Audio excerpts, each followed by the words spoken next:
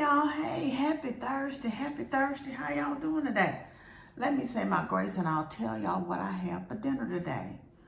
Heavenly Father, Lord, I thank you for this day. I thank you for, Lord, me just feeling better. I thank you for the food I'm about to receive, for the nourishment of our body. In Christ's name, amen.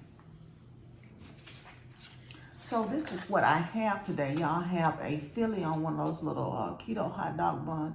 I don't have any cheese on this. It's just the steak, peppers, and onions. And I have me a cucumber and tomato salad I made. I was really contemplating. It's like 4 o'clock here now. I hadn't eaten and I was contemplating ordering something. And I'm like, you know what? I'll just fix something. I work from home. I actually worked from home yesterday, but my stomach was doing something and I got in. I had to do a U-turn and come back home. But I worked yesterday, but today I just felt so off. For one thing, I think it was the pain. My stomach felt better, but the pain kicked in my knees, my hip. I'm like, what is going on my back? I'm like, what in the world is going on with me? So I did sleep last night because I took a Tylenol late last night. I got up to use the restroom and I was struggling getting back to the bed. And so I took a Tylenol and I slept about 4 hours. And I got up this morning, I felt so bad. So I texted my manager right away and told him, I just can't do it today. Don't feel well. And y'all, believe it or not, I got up briefly today. It wasn't that long. But I took another Tylenol this morning. And then I finally said, you're going to have to take something a little bit stronger. So I did, and I'd probably been up about 30 minutes, and I said, ooh, I am hungry.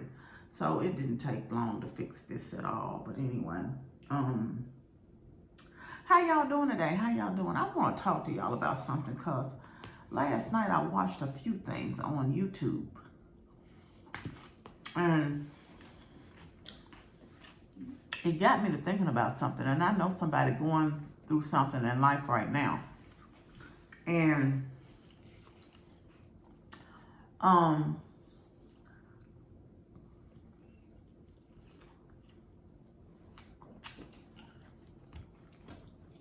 being financially dependent on your spouse, whether you a man or a woman. But in most instances, it's the woman dependent on her husband. She's chosen to stay home and be a homemaker and watch her kids and keep her children herself. And I've told y'all many times, I think that is a blessing when you can be there with your children on a full-time basis and stuff like that, if you're going to be a true homemaker. But I also think that you need to think about your finances, because what I've seen lately is one lady in particular, and how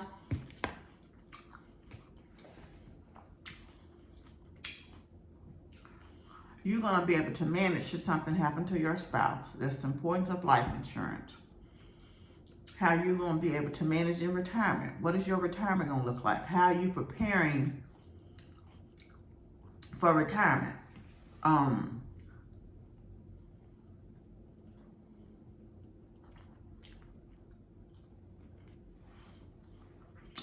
Should something happen to your husband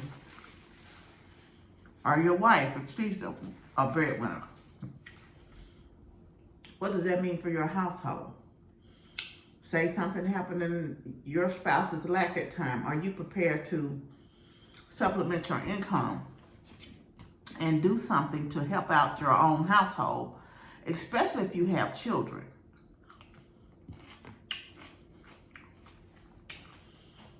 How are you prepared to kick in? And what made me think about it is my own situation. Well, I've always worked. I'm going to tell you about the stuff I watched also. I've always worked. And so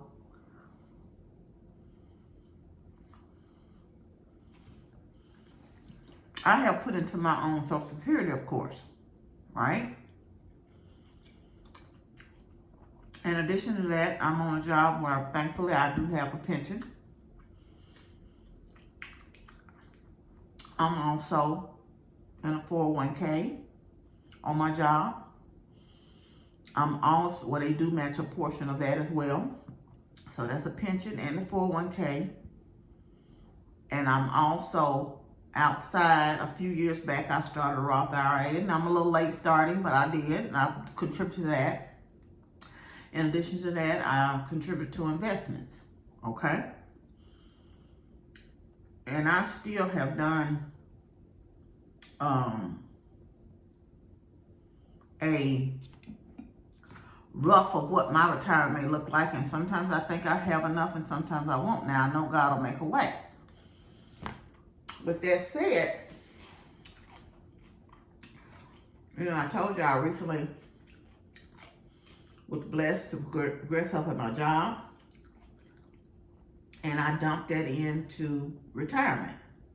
It's funny how you get extra and you don't really see it, because I think that I have to be, like I said, when Amber was in college, although my pension continued, of course, my Social Security continued, credits building up, I did forego putting into my 401k at that time. And so I think about that. So now, of course, I'm trying to do a little catch up, because, you know, I'm only going to work so many more years if God say the same.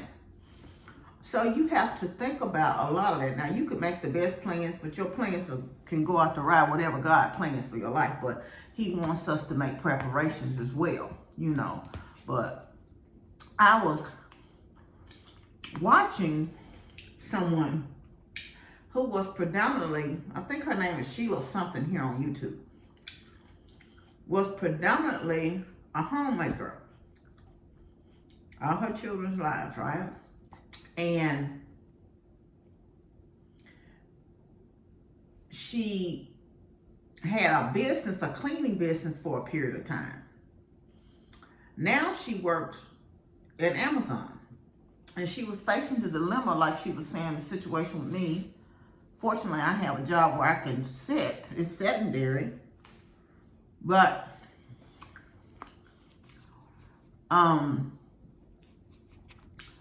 she's having to work part-time, but she doesn't know how long she's going to be able to withstand that and stay on the concrete.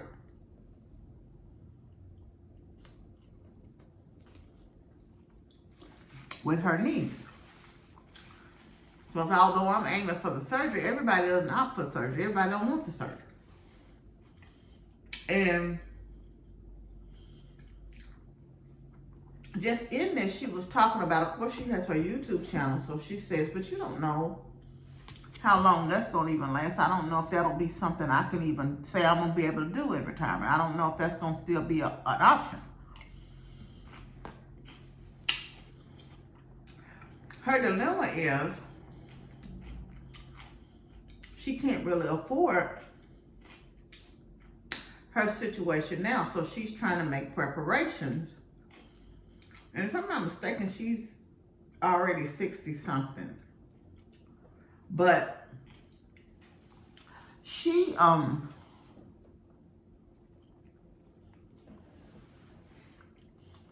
said her Social Security will only be $1,000 a month.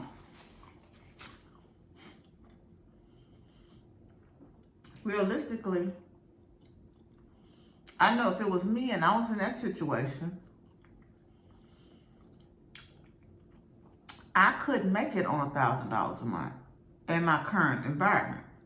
And then it makes you think of what type of environment could you be in on $1,000 a month. And yeah, so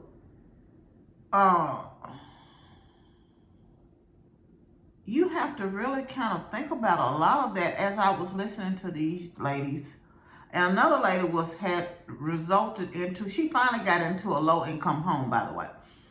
But it was on someone else's channel. She had lived in her car or a van for a year. She didn't want to be a burden on her son or daughter, so she said she had lived in a year until she could get into this low-income. Finally, she got into a low-income apartment. And she had her stuff in storage. And again, I don't know her background or if she worked or not, but again, on $1,000 a month. And then I think one in particular was saying she didn't even qualify, but for like $21 in food stamps. Okay?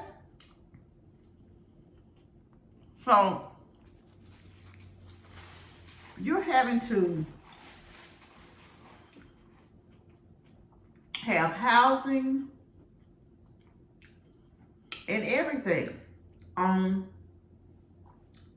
$1,000 a month. So we know already that in most instances, and this is not any statistics that I know factually, but in most instances, over the lifetime, span of a lifetime, women are going to earn less than men, period. Therefore, you already are going to be at a situation where you are not going to have the same financial situation in retirement as maybe a man would. Now, I don't know if you're married, what the contributing factor and what your Social Security will look like. If you have been dependent on your spouse's salary and your spouse for their income. If your spouse should pass and y'all are both are receiving Social Security checks, now his Social Security goes away, or her Social Security goes away. So you're down at one income. I would suggest that if you're married and you are a homemaker, and this is even if you're single, you have to make preparations like you're going to get to in retirement. You know, you have to think as a couple, if you do have your decision is to, one of you all, to be a homemaker, how are you going to supplement that person? God forbid something happens to the spouse, or God forbid you all decide to part ways. How do you protect that person to make sure they're good and you're not financially abusive to them because they have went to that? And it taught me, I look back on my own situation in a relationship, because I've seen this in my life. And a person will tell you how they are and show you too. I've seen people be financially abused by a spouse. They'll get them away from their family and they'll be dependent on them, and then they'll financially abuse them, you know, because that person is dependent on them. And I remember I went through a situation where, and I was employed, thank the Lord, when I was with someone, and I look back, and although I love this person, he taught me early on not to depend on him, not to lean on him, because the minute he said, I got you, it was like, I got you as long as you do what I say. I got you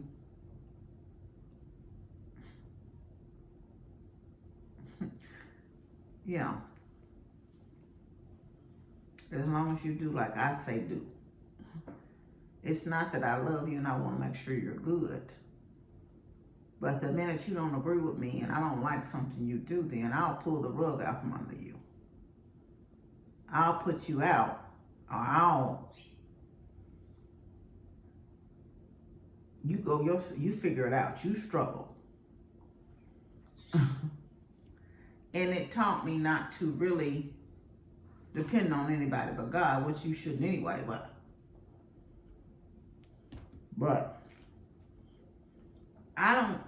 that's something I never want to do with somebody. If I say I got you, I got you.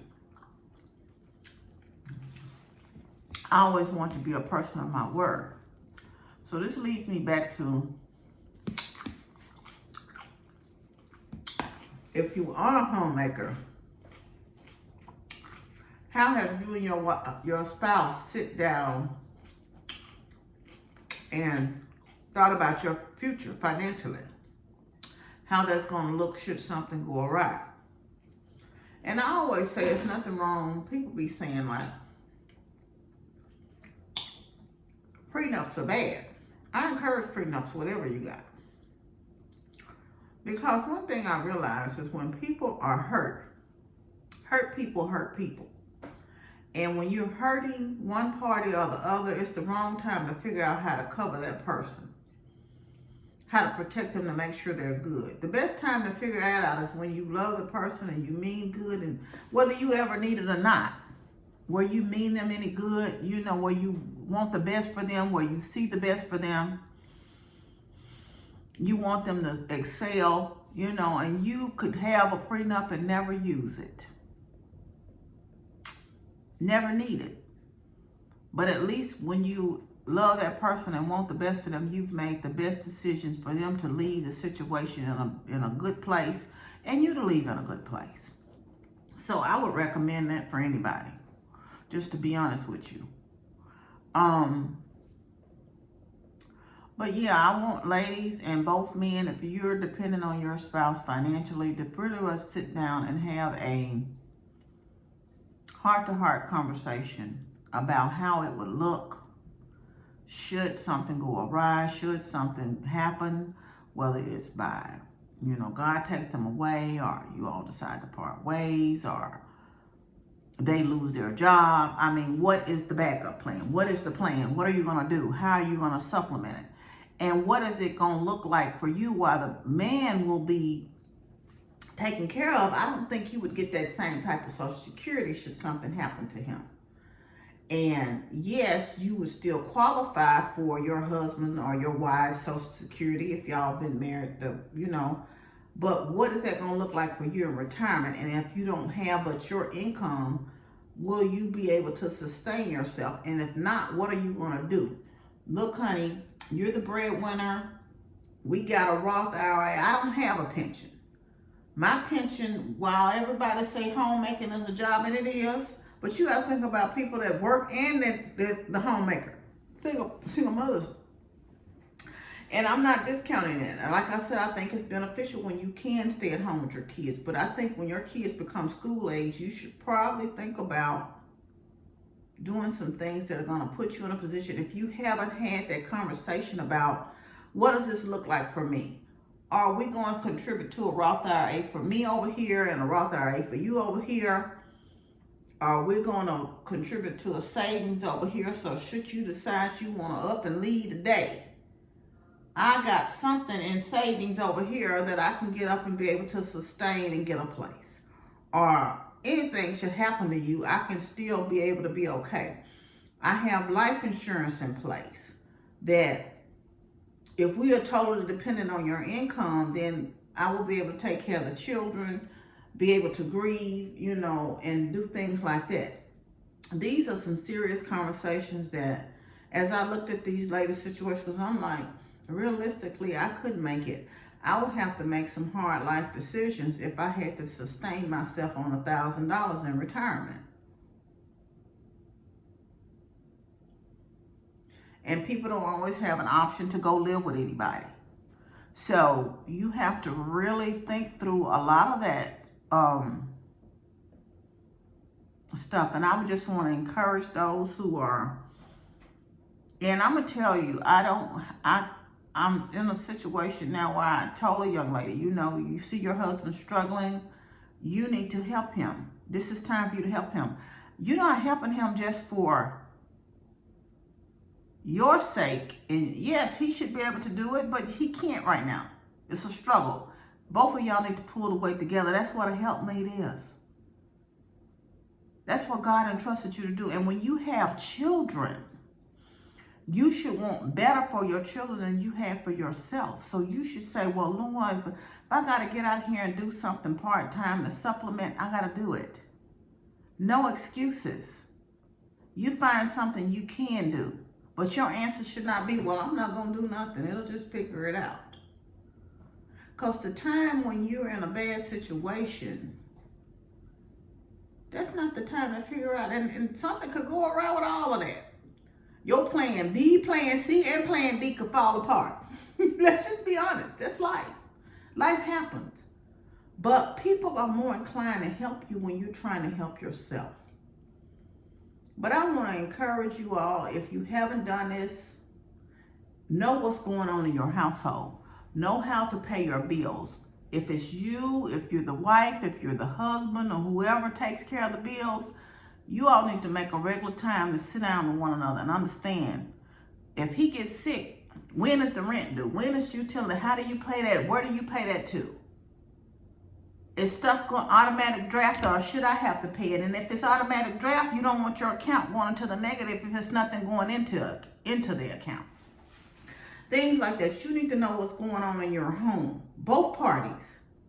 I don't care who the breadwinner is. Who's paying the bills?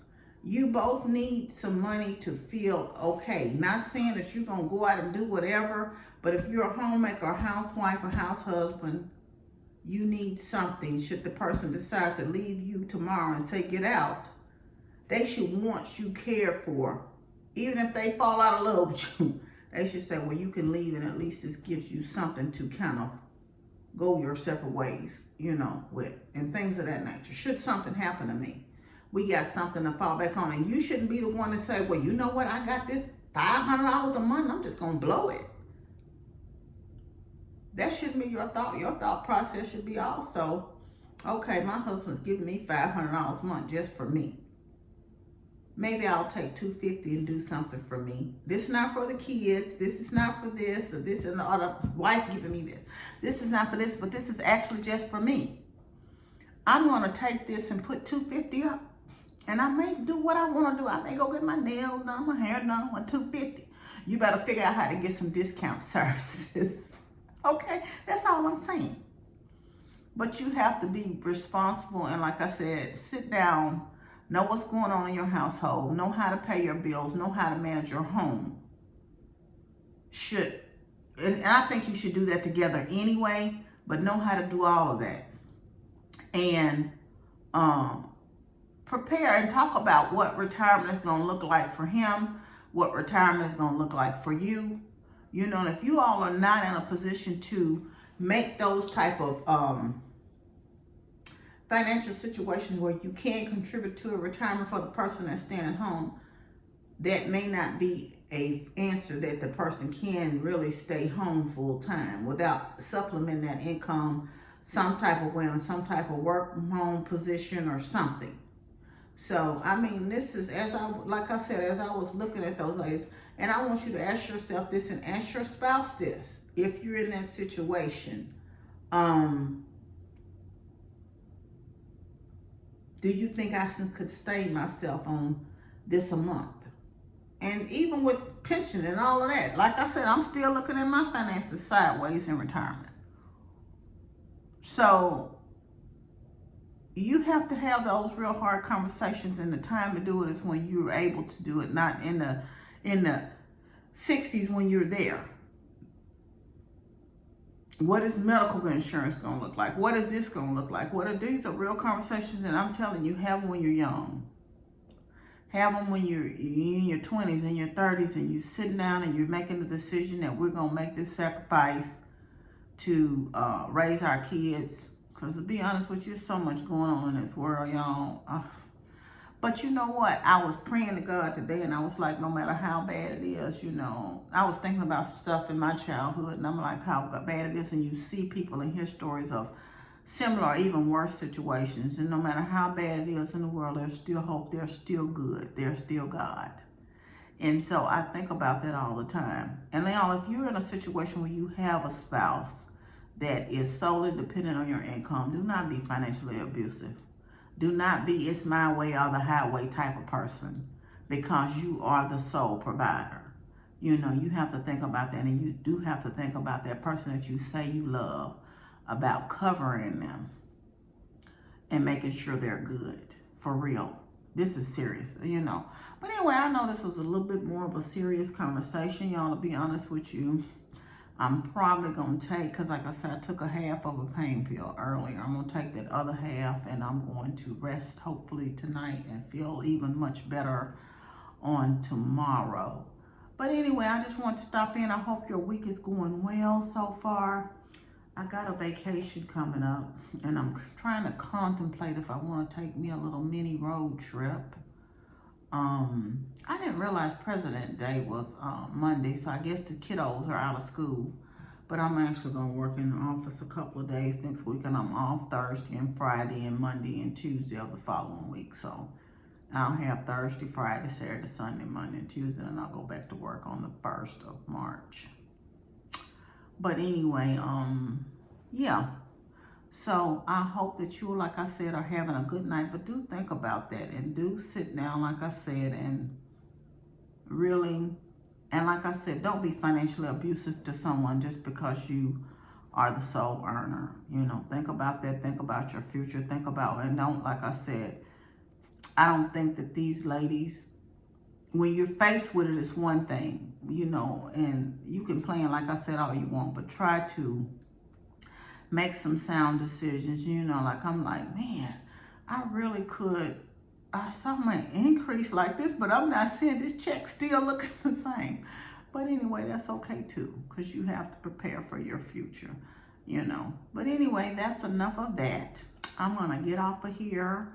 And I'm really sincerely thinking about some things for my own life that I may share with y'all later. But I'm just really thinking through some things. And y'all tell me, what are some of the things that you are thinking through as you near, I'm 53 by the way, it's not like I'm retiring tomorrow, but as you near, but it just happened that these stories came up, you know. As you get older, you know, how do you make plans? What is your one goal? I was looking at this thing about, he said, put down 10 goals, and the one that stands out to you is, I'm going to weigh this. I'm going to have this much money. I'm going to drive this type of car. I'm going to do this. And he said, you pick the one out of the 10,